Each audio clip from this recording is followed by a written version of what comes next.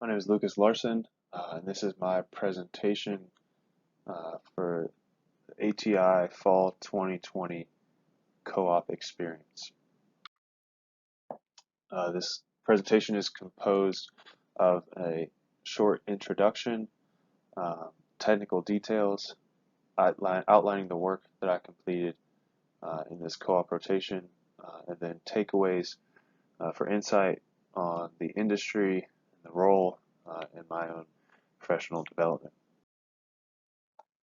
So the department that I was in for this rotation was the mechanical products group. My co-op supervisor was Dan Norton, and this was my second semester co-oping with ATI. Some of the notable work that I had the opportunity to work on was assisting in the development process for multiple ATI projects, developing solutions that customer needs as project leader for basic projects, responding to application engineers with needed technical support for customer questions and applications, and working towards the completion of continuous improvement projects. So the first work that I'd like to highlight is product development support work that I completed. This is a fairly significant responsibility. Just the nature of the role of a co-op is to be a bit of a support to the primary development engineers. So two projects I'd like to highlight for the support work that I did provide the Galen manual tool changer project, as well as the Series 8 tool changer.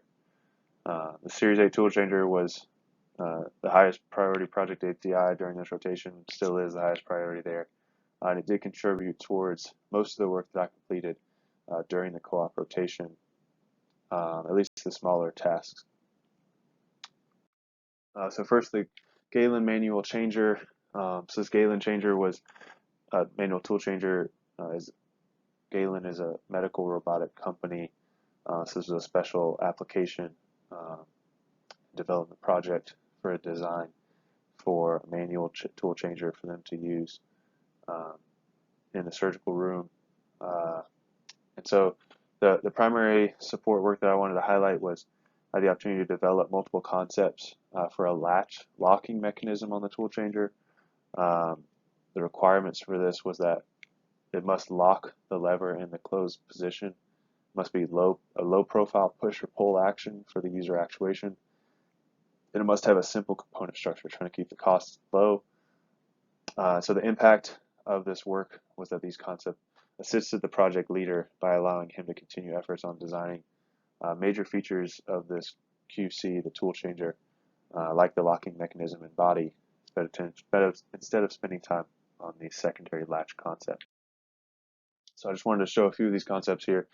If you look here at these top two images, you see a rough concept model of what the body of this changer was looking like.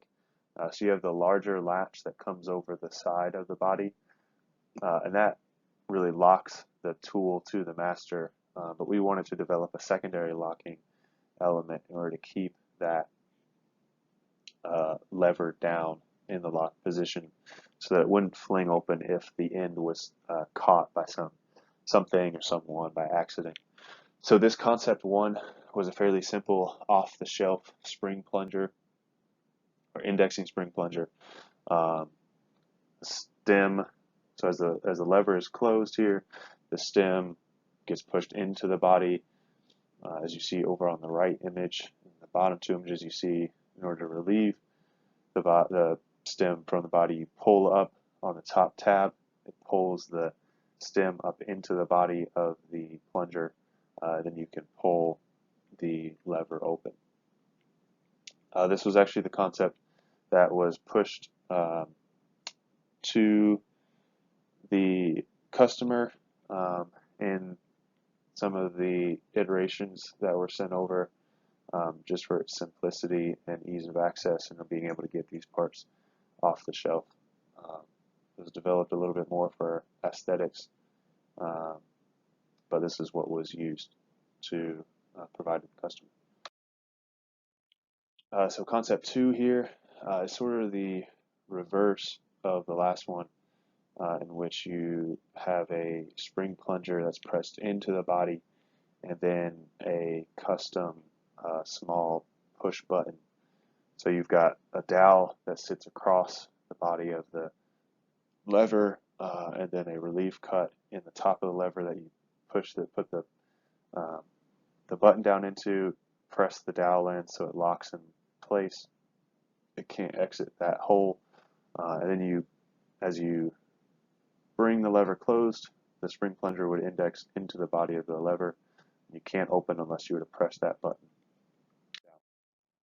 So see here, you press the button down, it pushes the spring plunger down, and then you can relieve your lever. So here we have the third concept I developed. A bit more of a unique concept, not using anything off the shelf except for the spring that you can see on the top end. And this is a bit of a rough concept, but essentially using a push hook. So as the lever comes down, this hook on the end would latch to a ledge that was cut out on the interior of the tool body, and then the spring on the top end would push that all into place. So if you were to try to open the lever, it would get caught by the mating surface of the hook and that cutout. And it was designed in a way so that the angle at which you pulled the lever would line up with the perpendicular of that press point and the pin on the center of the part that you see here, the hook part that you see, so that it would resist movement. So you see here, as you push down on the top end of the button, it relieves that hook from the cutout, and then you can open up the handle. So here is concept 4, a little bit more of a compact concept, much smaller parts. Have a little tab that's set with a dowel for it to rotate around, with a cutout in the tool body and a cutout in the latch, and then a small ball plunger that's pressed into the opposite side of the lever. So this presses on the top end of the tab, pushing it into a recess ledge on the outside of the tool. If you were to try to open the lever, this would catch, so it wouldn't allow you to move. But if you were to press the tab over from the inside outward or downward, you would relieve that ledge, and because of the slope on the tab bottom, pressing into the ball plunger, and then allow you to free the lever.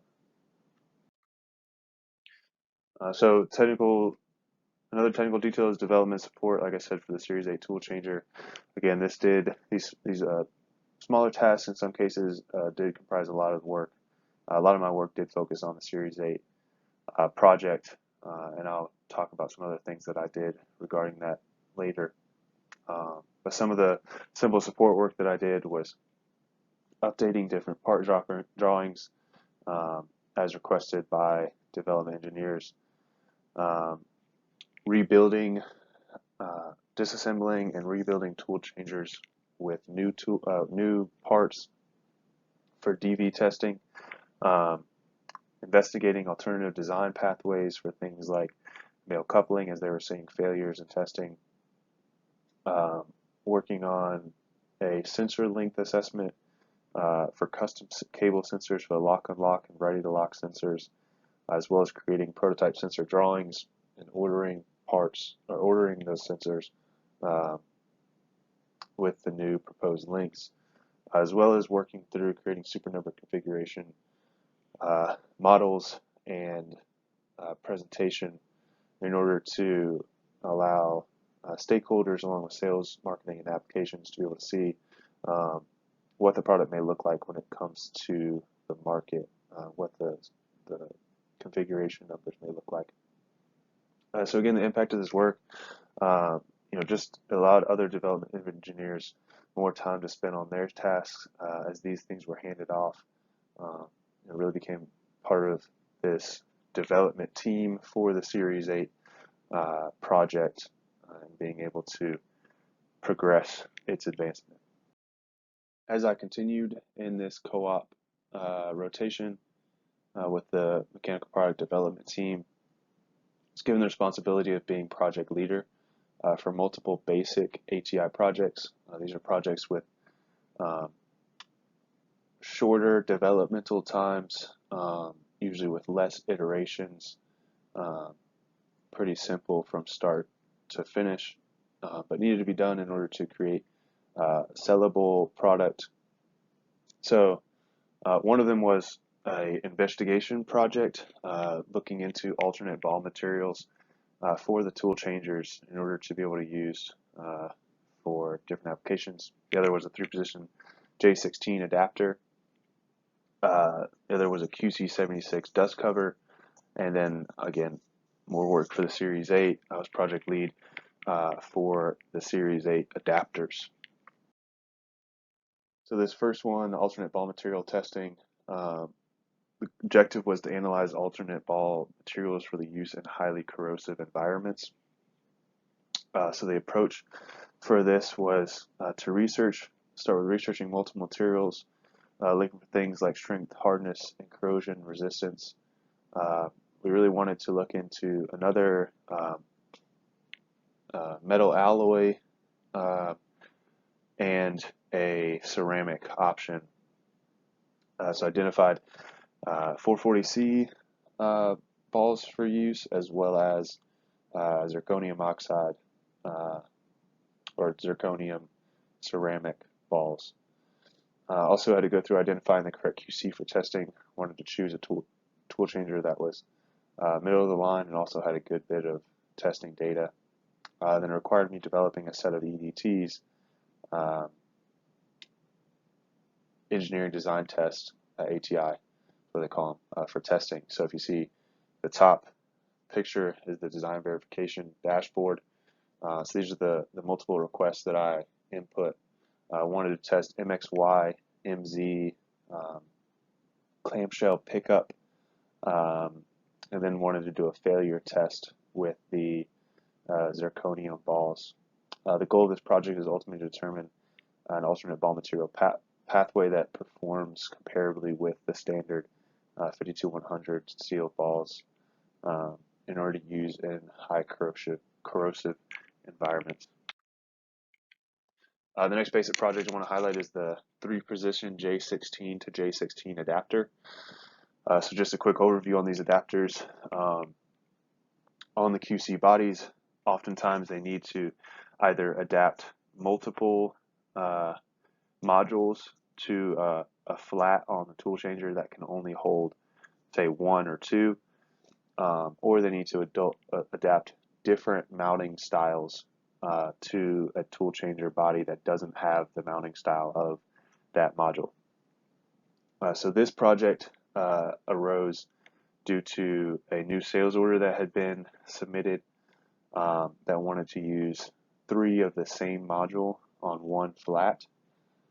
We had an existing 3-position J16 adapter. J16 is the mounting pattern for these modules and for the QC, the tool changer body. We had an existing 3-position adapter, but it had not been developed for ATI use. It was developed for a partner to use, and so it really wasn't ready for production. The design itself needed tweaking.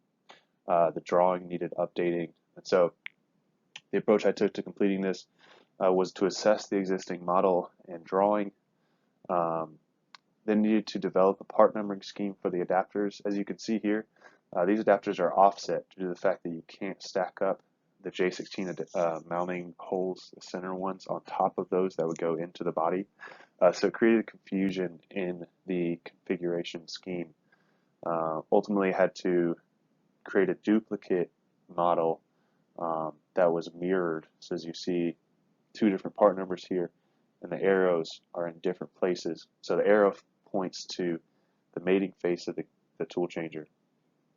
And these 2 would be used in conjunction with each other in order to mate on the master and tool. So I had to adjust the existing model to create the correct geometry, along with creating a new mirrored part to comply with the scheme. Drawings had to create for both of these, both part drawings, and assembly drawings, and then had to complete an engineering sign-off and working now to create a new product introduction form for this project to wrap it up. So the impact goal of this is to create a solution for the customer and address visible issues in the part numbering scheme of this offset adapter. So create a solution for the customer in creating parts that can be used in the assembly to sell, as well as addressing the issue of the part numbering scheming for future. The next project I'd like to highlight is the QC76 dust cover. So the goal of this project was to optimize an existing QC76 dust cover concept in order to bring it to production level. So there was already a basic concept for this that was created. The QC76 is a pretty standard tool changer at ATI, but one for which a dust cover had not yet been made. This was something that was going to be made in fairly low quantities based on customer requests, and so it needed to be fairly cheap parts. So the approach I took to completing this project was I assessed the existing model. I then made adjustments to the footprint of the sheet metal cover in order to cover all module adaptations or configurations that could be placed on the QC. As you see in the bottom image, the pin blocks need to be covered by this dust cover, so need to be able to adjust that footprint in order to cover those. I had to redesign the coupling interface, which is what you see on the top right image with the spring ball plungers, in order to create a lower profile, larger spring plungers for greater force and better latching to the tool body. And then I wanted to create through holes for those spring plungers in order to be able to insert the spring plungers from the other side. And after talking with the machine shop and going through a design review, I had to make adjustments to create a relief cut for those through holes machinability. So then it required me going through another design review to get to production, fulfilled an RFP for product pricing. Next step is to create an MPI form for manufacturing in order to push this to completion. So the impact goal of this project was to bring the dust cover for the QC76 to production. Another project that I'd like to highlight, the last basic project here, is actually a series of projects for the Series 8 tool changers. Like I said, this is the high priority project at ATI. This is ATI's move to create an effective and cost-efficient solution or tool changer, heavy-duty tool changer for the Chinese market. So the Series 8 tool changer was a new tool changer that has a new ledge mount pattern for module mounting. But in order to mount existing modules and older, what they call legacy modules, adapters were needed. So the approach for the multiple adapters developed was to assess existing models. So there were some concepts and some prototypes that had been created. There were also some new products that needed to be created. So I needed to assess what was already in existence and then address feature changes as desired by stakeholders. I had to create drawings for all the models, review them, and order prototypes, and then had to determine test procedures for assessing the tool changer with adapter and modules. Don't necessarily know how these modules perform on the Series 8, nor how they perform with the extended distance from the center of the QC that the adapters create. So we had to look into testing them. And the impact goal, the desired goal, the projects was to bring existing adapters to production level and then create new adapters where needed. So the Series 8 adapters that I had the opportunity to work on were the EN module adapter, the J16 module, the expansion module adapter, and the legacy module adapter. So first I want to look at the Series 8 module adapters. So you have the 4-position adapter and the 3-position adapter. That means the 4-position can hold 4 EN modules, 3-position 3 EN modules. The objective of this project was to develop the 4-position adapter to bring to production level, and then to design a 3-position adapter for the smaller Series 8 tool changer. The approach and tasks that I worked on here were assessing the existing 4-position adapter model and then designing the 3-position model based on the form and function of the 4-position. I then had to review the designs with stakeholders, create part and assembly drawings, then order prototypes, investigate a verification plan, and then create RFPs for the assemblies for marketing and sales and applications. So the impact goal of this project was to create module adapter solutions for the existing EN modules to be mounted to the Series 8 tool changer. The next module adapter is the J16 adapter. This one's pretty simple and was again already in existence, but changes need to be made to the module or to the model and the drawing. So the objective was to develop the existing J16 module adapter to bring it to production. They also had a later scope change needed to incorporate a centered dowel feature for locating on the QC if it was to be overhung. So the approach I took for this was assessing the existing module adapter model, creating a part and assembly drawings, and then ordering prototypes, and investigating a verification plan again.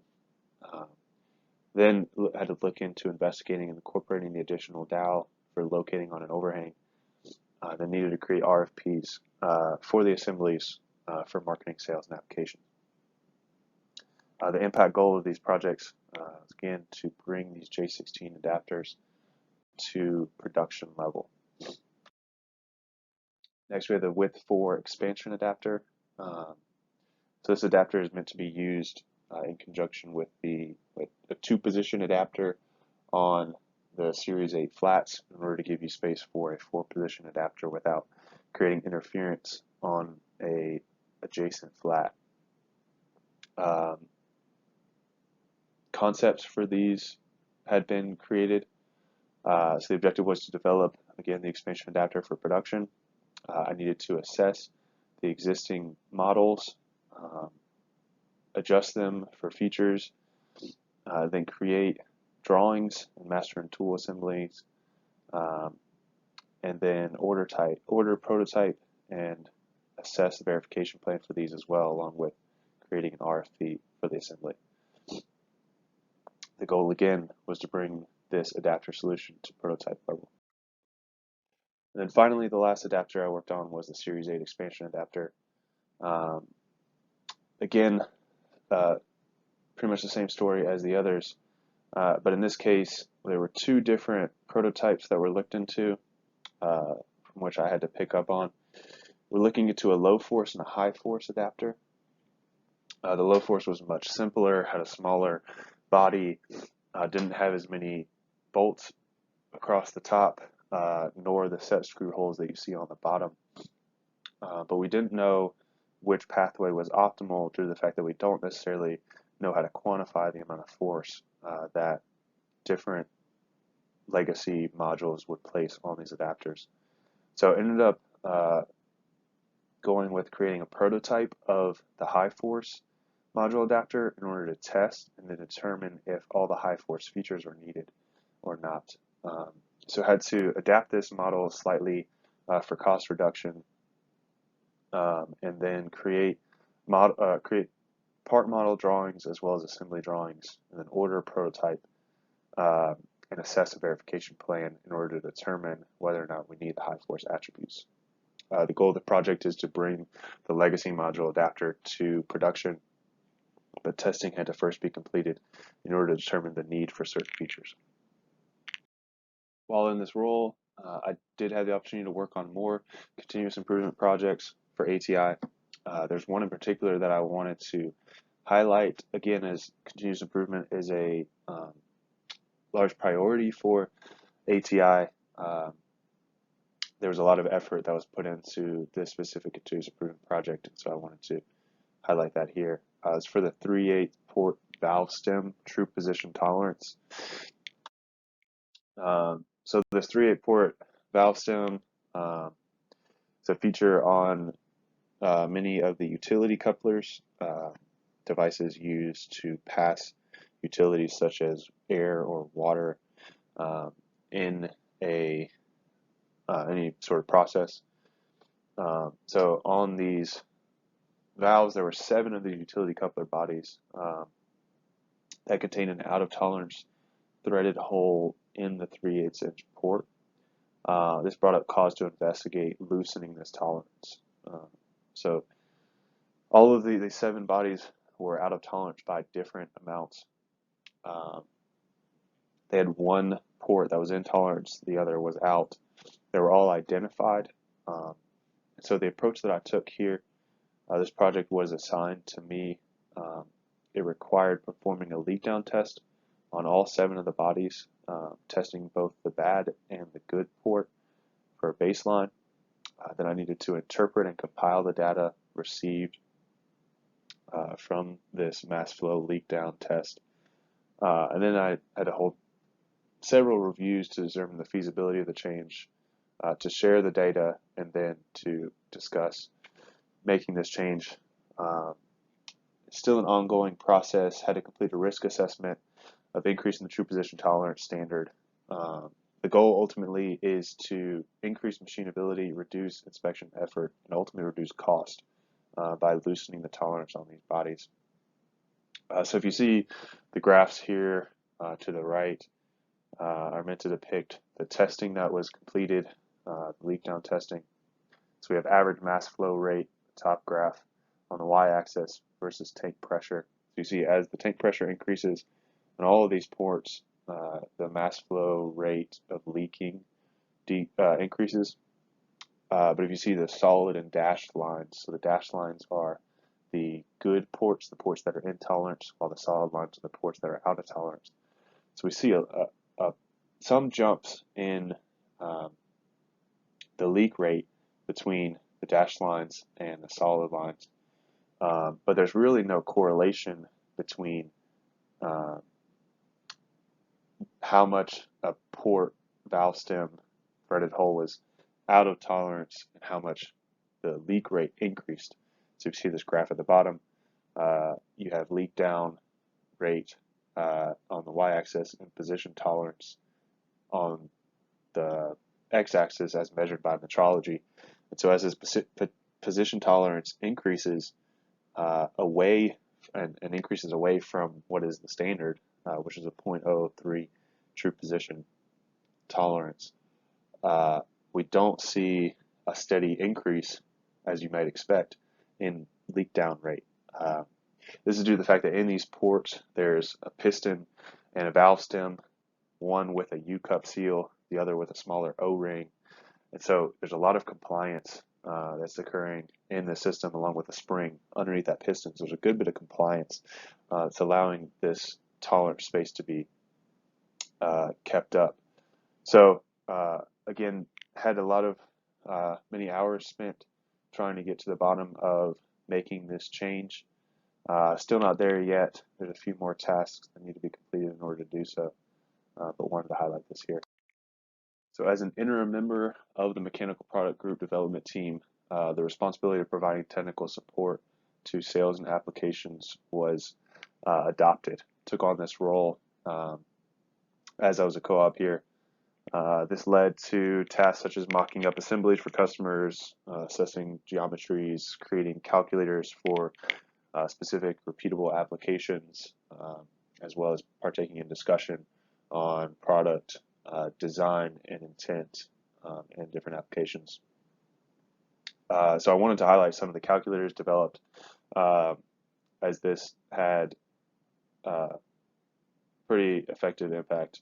These calculators have a pretty effective impact on the design, but also product picking process that is to occur in the future. So had the tool stand deflection calculator, the rail changer calculator, the finger shifter calculator, and the rotisserie application calculator. So first I want to highlight the tool stand calculator. So the tool stand is a device that ATI sells for customers to be able to dock multiple tools or singular tools away from the workspace and when they're not engaged to the masters, when they're not in use. Um, they have small, medium, and large tool stands built of different materials. You see here on the left is a medium tool stand, on the right is a large tool stand. You see the large tool stand is made out of steel weldments, while the smaller tool stand, the medium tool stand and the small is the same. It's made out of extruded housing, aluminum extrusions.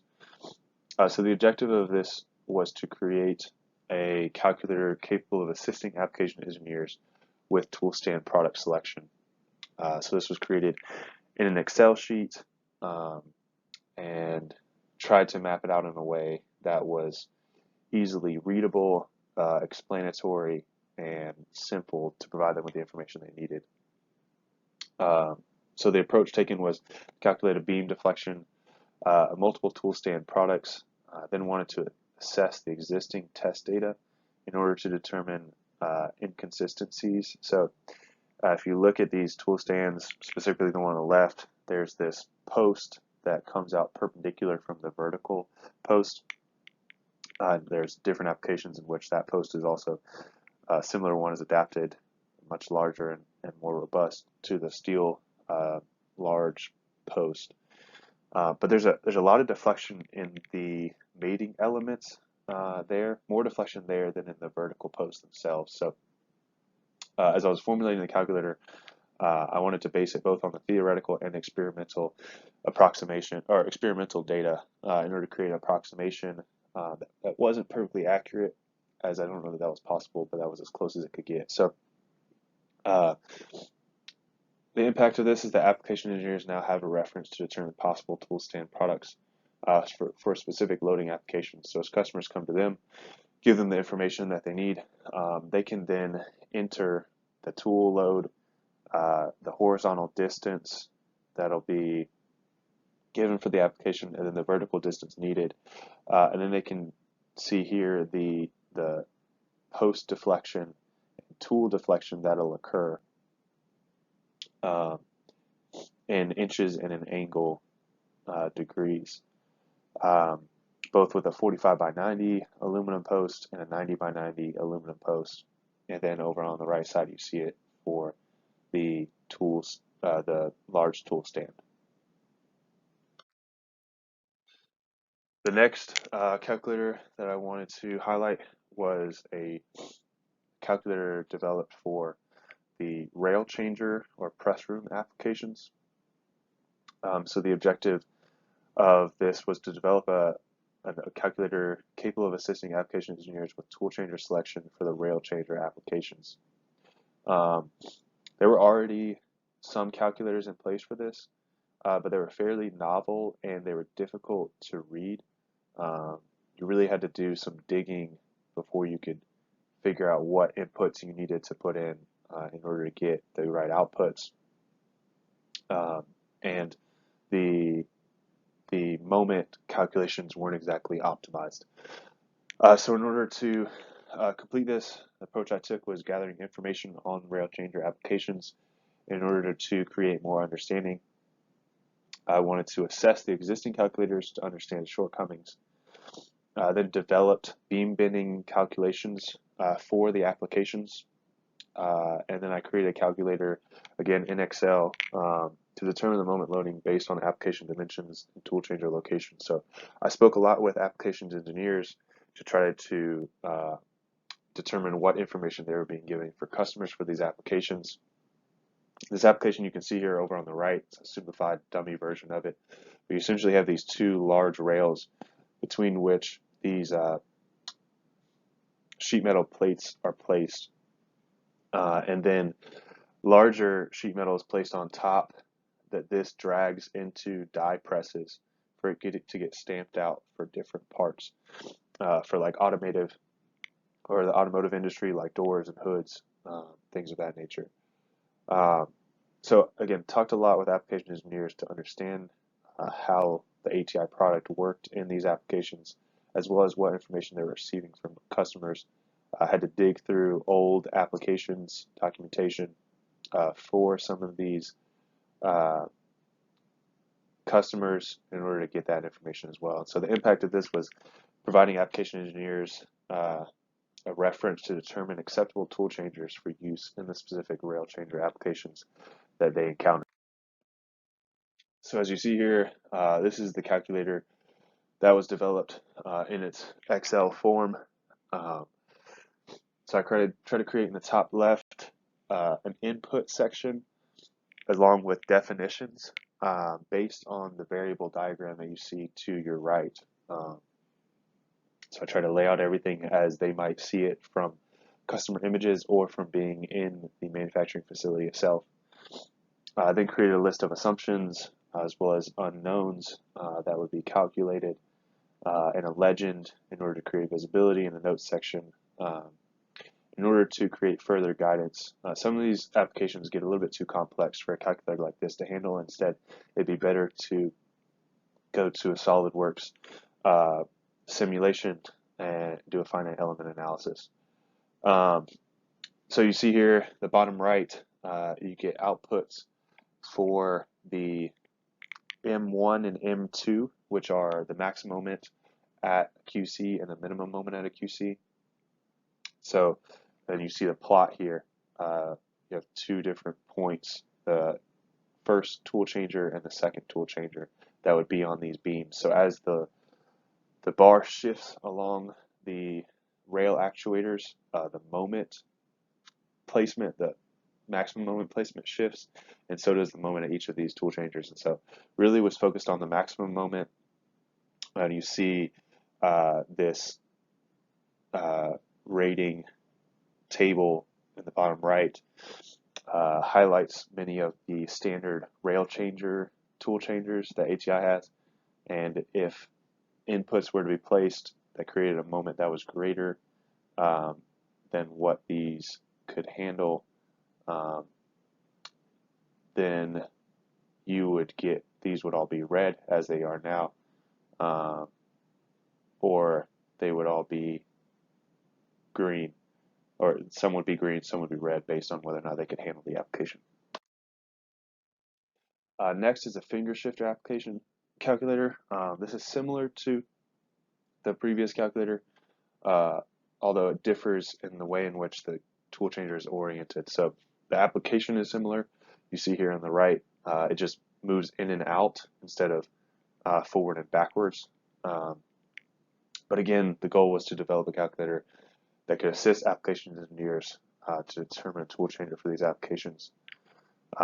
First wanted to gather information on the applications for better understanding, then developed a beam bending calculations for the applications, create a calculator in Excel that allowed them to input the information they were receiving for the customer, as well as developing the calculator to handle two different shifter application options. So again, the goal was to provide application engineer with a reference to be able to handle these applications in the future a little more efficiently. So if you see here, I have a single QC option on the top, and on the bottom, a dual QC option. So again, we have an input section with definitions for each of the inputs, assumptions, and legend. And then we have an output, the moment output for the application. So again, the application engineer can come in, put in the information they're getting from the customer, and then it would output a moment from which they can determine whether or not the QCs are rated correctly. They can determine what QC to use, along with dimensioning tolerances and things of that nature. Finally, the last application calculator I wanted to highlight was this rotisserie application calculator. This one was a little bit special, given that it wasn't necessarily something that was a super repeatable product or application for ATI. But there was actually a problem in the field that occurred with this application with GM Parma. So they have this rotisserie trunnion that is essentially a large weld plate, 10-foot weld plate, that gets interchanged. The work plate, there you see the diagram, gets interchanged, so there's a tool changer on either end. Um, but that work plate spins along with the entire trunnion spinning. So it created some dynamic forces and loading um, that we needed to assess. So uh, again, had to gather information for the application, speaking with the head of the applications department, along with working alongside another development engineer. We then had to draw FBD, free body diagrams, to determine the static and dynamic loading on the QCs. Then we wanted to develop a set of equations in order to determine static and dynamic moment loading, and then really create somewhat of a superposition approach in order to create a conservative approximation of what that loading may be on the QC.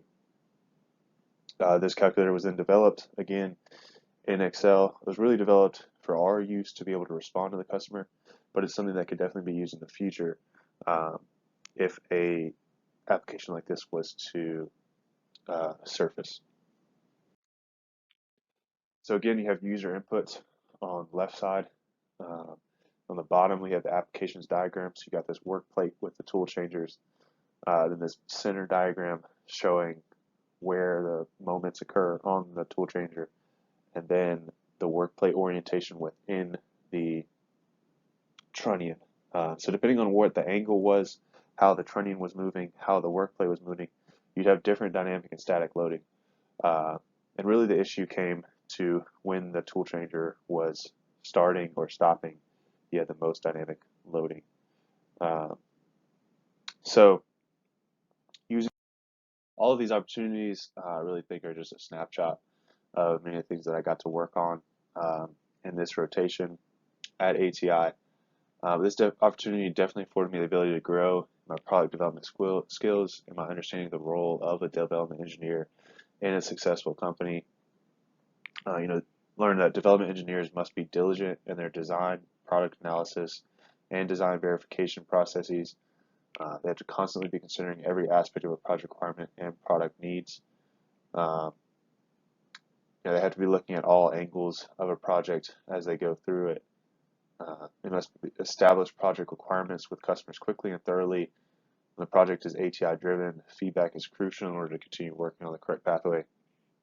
I learned many times in the small basic projects that I had to keep coming back to gain feedback on new concepts or new design ideas in order to make sure that I was moving in the right direction, as well as I saw that from other design or development engineers. Learning that relationship between application engineers and development engineers is crucial towards continued sale of products. The many technical support opportunities that I had showed me this. It was crucial for us to make sure that our product was working well in the field, but also to make sure that we're choosing the right product for field applications based on the design intent of the product. I was also learning that it was important for development engineers to assess all risk and failure modes of products in order to engineer and troubleshoot failures in the most effective and productive manners. This really came from working so closely alongside the Series 8 project. A lot of the things that they were doing with this project were new. There were some risks and failures that occurred in DB testing that they didn't expect, but they spent copious amounts of time trying to troubleshoot those failures, determine the root cause, and then be able to adapt the design iterations in order to create solutions for those problems. So what did I learn from this experience? I learned comprehensively the engineering design processes from scope, production, to action items and PBIs and Scrum task management, to the prototype process, concept, design, concept phase, design phase, production phase, pricing, quoting, reviews, all of these different things that make up the design process. Was able to see in action as well as take part in myself. Also learned more about GGT drawing standards. This is, again, I was making many different model drawings. Had to make sure that all that was correct, doing many drawing reviews. So learned how to use those standards more than I did in the first rotation. developed more in my professional communication, verbally and written. Again, and having to be project lead, there's a lot of instances in which I needed feedback on uh, designs or on product, and so either a review needed to be held or a review email needed to be sent. Also, with technical support projects, as well as different support projects with Phoenix, had the opportunity to work on many write-ups of processes or of analyses or um, product analysis, as you saw in like the Trunnion system. An analysis had to be written up and sent to the customer for that, which I took the responsibility of completing.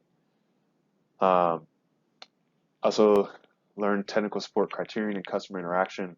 So again, interacting with customers, interacting with application engineers, learn the importance of that, but also how to go about it in a way that is professional and productive.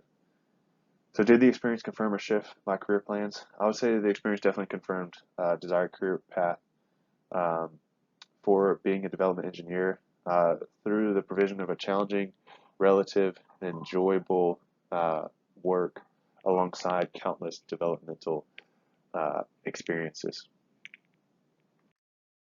So that's it on my slideshow. Just want to again thank ATI for the opportunity, as well as thank UNC Charlotte um, for supplementing the opportunity for me to complete this co-op rotation. Thank you very much for your time.